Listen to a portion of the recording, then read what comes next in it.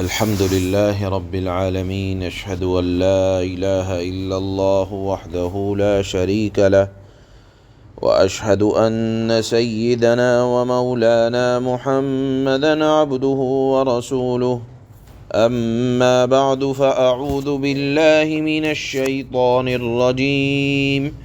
بسم الله الرحمن الرحيم. كيف تكفرون بالله وكنتم أمواتا فأحياكم ثم يميتكم ثم يحييكم ثم إليه ترجعون. هو الذي خلق لكم ما في الأرض جميعا ثم استوى إلى السماء فسواهن 7 سماوات وهو بكل شيء عليم. صدق الله مولانا العلي العظيم.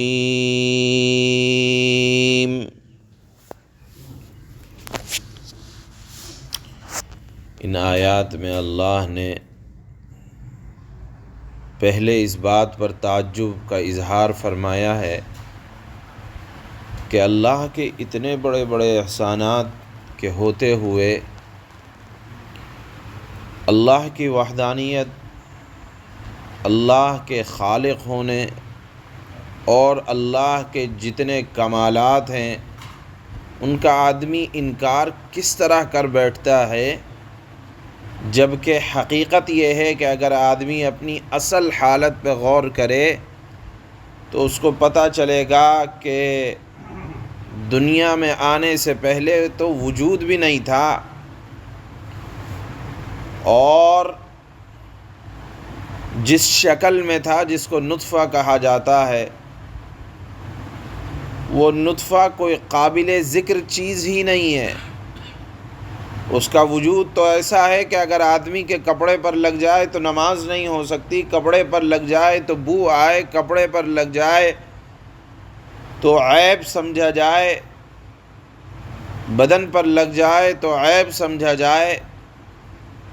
ایسی چیز سے اللہ نے اتنا پیارا بچہ، اور پھر بچے کے بعد جوانی، اور جوانی کے بعد بڑھاپا، تو اللہ نے فرمایا کیسے لوگ انکار کر دیتے ہیں اس بات کا، اس ذات کا جو تمہیں وجود میں لانے والی ہے۔ تمہارا تو وجود نہیں تھا، تمہارا دنیا میں آنا خود تمہارا کمال نہیں ہے۔ اللہ نے تعجب کا اظہار کیا کہ اپنی اصل حقیقت پر غور کرو تو معلوم ہوگا کہ پہلے ہم نہیں تھے اور وجود ملا۔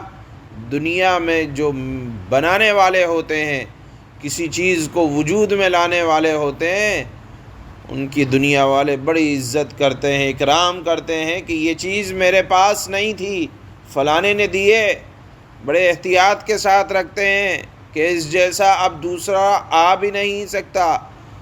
ہر آدمی اپنی ذات میں تنہا ہے، اپنی صفات میں اس جیسا اللہ نے دوسرا کسی کو پیدا نہیں کیا۔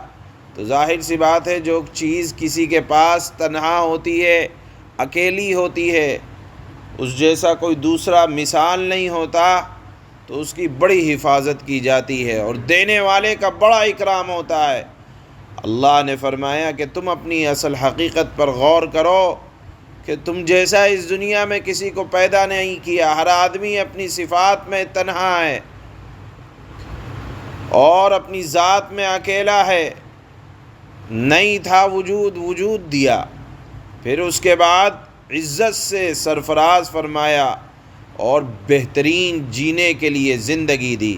اسی کو فرمایا کیف تکفرون باللہ، کیسے اللہ کا انکار کر بیٹھتے ہو، وکنتم امواتا، تم تو تھے ہی نہیں، فاحیاکم، بے جان تھے، اللہ نے جان عطا فرمائی، ثم یمیتکم، اور ڈرتے کیوں نہیں، تمہیں تو موت آنے والی ہے، اور ثم یحییکم، موت کے بعد پھر زندہ کیا جائے گا، ثم الیہ ترجعون، رات دن جس کو اکڑ دکھا رہے ہو، ناشکری کر کے غصہ جس ذات کا مول لے رہے ہو، اسی ذات کی طرف لوٹایا جائے گا۔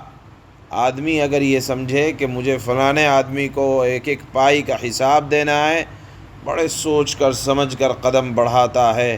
اللہ فرماتے ہیں حساب بھی لینے والا میں، پیدا کرنے والا میں، عزت دینے والا میں، موت دینے والا میں، اور عبادت دوسروں کی، بڑائی دوسروں کے لیے۔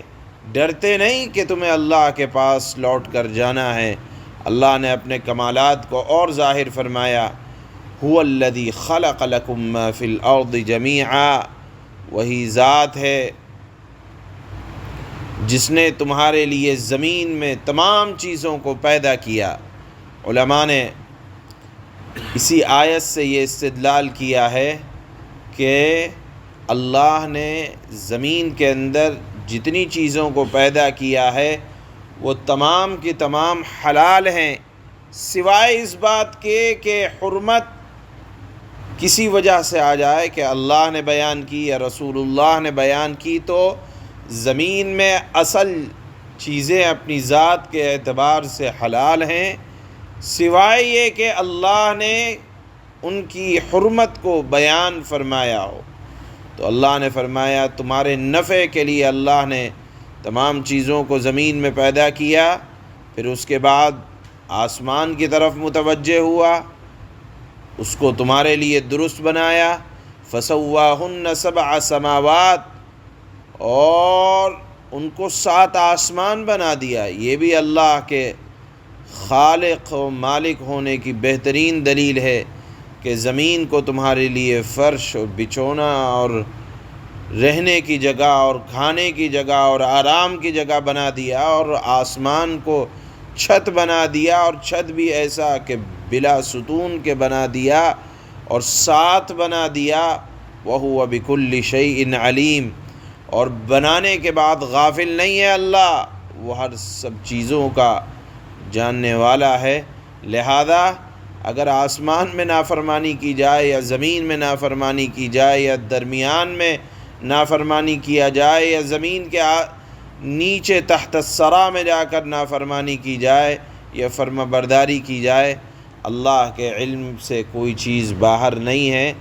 تو یہاں اللہ نے اس مضمون کو بیان فرمایا کہ ایسے بہترین رب کا انسان انکار کر بیٹھتا ہے جس کے اوصاف کمالات یہ ہیں۔ تعجب کے طور پر اللہ نے بات کو شروع فرمائی۔ فرماتے ہیں اللہ کیف کا ترجمہ آتا ہے کس طرح اور کیوں کر۔ کیف تکفرون باللہ وکنتم امواتا فاحیاکم ثم یمیتکم ثم یحییکم ثم الیہ ترجعون۔ تم اللہ کے ساتھ کفر کا یا ناشکری کا طرز عمل اختیار کیسے کر لیتے ہو، یعنی ہمت کیسے بڑھ جاتی ہے، حالانکہ اس کے احسان تم جاننا چاہتے ہو تو سنو، تم تو بے جان تھے، اسی نے تمہیں زندگی بخشی۔ گویا کہ محسن کے احسان کا تقاضا ہے کہ اطاعت کی جائے، پھر وہی تمہیں موت دے گا۔ لہذا کم سے کم زندگی سے نہیں ڈر رہے تو موت سے ڈرو کہ سابقہ اللہ کی ذات سے پڑھنا ہے، پھر وہی تم کو دوبارہ زندہ کرے گا، اس کا میدان سجے گا، حساب لے گا۔ تو جب حکومت اور بادشاہت اسی کی ہے تو کیوں انکار، کیا سمجھ کر تم ناشکری کرتے ہو، اور پھر تمہیں اسی کے پاس لوٹ کر جاؤ گے، اور پھر تم اللہ ہی کی طرف لوٹ کر جانا ہے۔ هو الذي خلق لكم ما في الأرض جميعا ثم استوى إلى السماء فسواهن 7 سماوات وهو بكل شيء عليم۔ وہی ہے، وہی ذات ہے جس نے زمین میں جو کچھ تمہارے لیے پیدا کیا، پھر وہ آسمان کی طرف متوجہ ہوا، چنانچہ ان کو یعنی آسمانوں کو 7 آسمانوں کی شکل میں ٹھیک ٹھیک بنا دیا، یعنی بلا عیب کے، اور اللہ تعالی ہر چیز کا پورا علم رکھنے والا ہے۔ سبحان اللہ۔